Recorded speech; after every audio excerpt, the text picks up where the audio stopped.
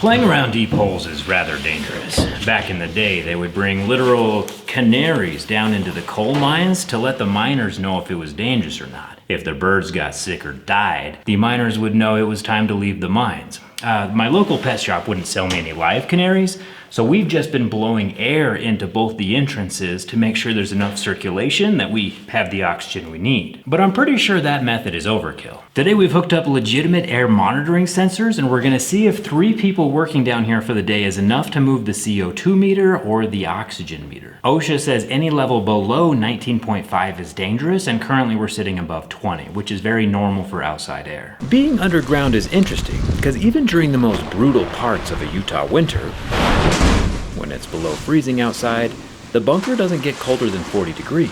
And in the hottest parts of summer, when it's almost 100 degrees above ground, the bunker peaks at a relatively cool 60 degrees Fahrenheit. Livable for sure, but adding some heat would make it more cozy. We cut the large conduit holes with a plasma cutter to eject out the excess air into the elevator shaft, while just circulating the interior air to be warmed up inside of the bunker.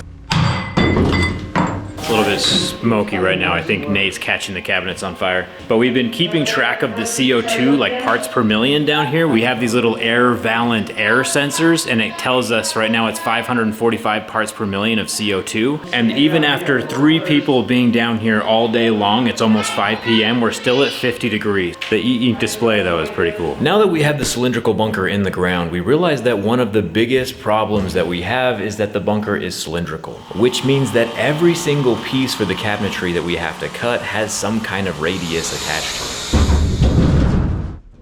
it. We also just snagged these pre-built cabinets from Home Depot to speed up the counter making process. For the countertops, we want to do something a little more special, and recycling an old basketball court from Tentview High School here in Utah sounds pretty fun. We got this board for 30 bucks off of Facebook Marketplace, and I don't think anyone's made a countertop out of a basketball court before, but it should be an interesting project.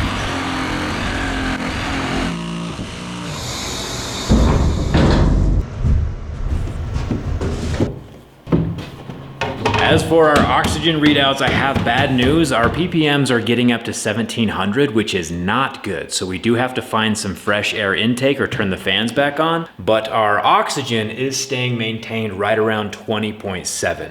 And I don't think that's gonna move a bit, but the ppms, the CO2 is an issue. So we're gonna kick on the fans next time we're down here.